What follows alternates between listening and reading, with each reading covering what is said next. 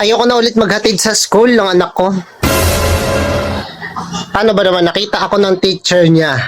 Sabi ng teacher niya, di ba, sir, ikaw po yung vlogger, yung nagko-content ng mga nakakatuwa. Sabi ko, opo. Sabi niya, gwapo pala kayo sa personal. Para kasi yun, Tima. Nakakaasar talaga yun. Hindi naman Hindi naman. Tapos sabi niya, hawig nyo nga po talaga si Arlene tsaka si John Lloyd. Hoy! Ayoko!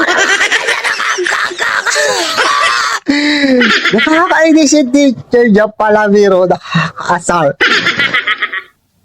Tapos sabi, mukha daw akong bata sa personal. Hoy! Ayoko naman na!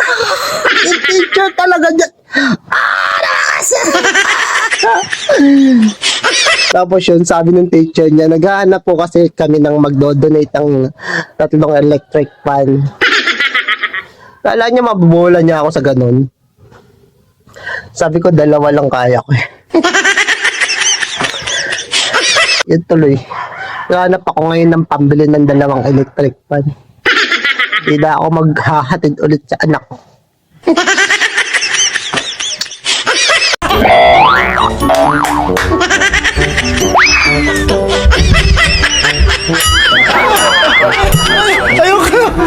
Nay, anak, tatay mo. O, ba't andito yan? Gusto niya makipag-ayos. Di ba iniwan niya kami nung bata pa kami? Oo nga, pero nanalo siya sa loto.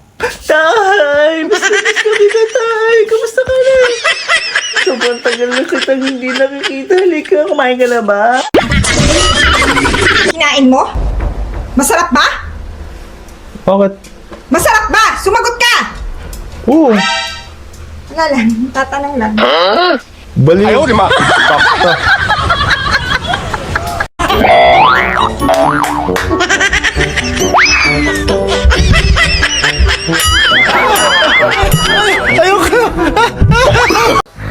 Miss Rabbit has fainted.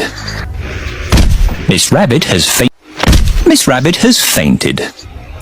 Miss Rabbit has fainted again. Tuwan-tuwa ako kasi hindi kami lubog sa baha. Naalala ko, lubog nga pala kami sa utang. Nalungkot ulit ako. Sana bumagyo naman ng pera naman para masolusyon na naman yung ado ko.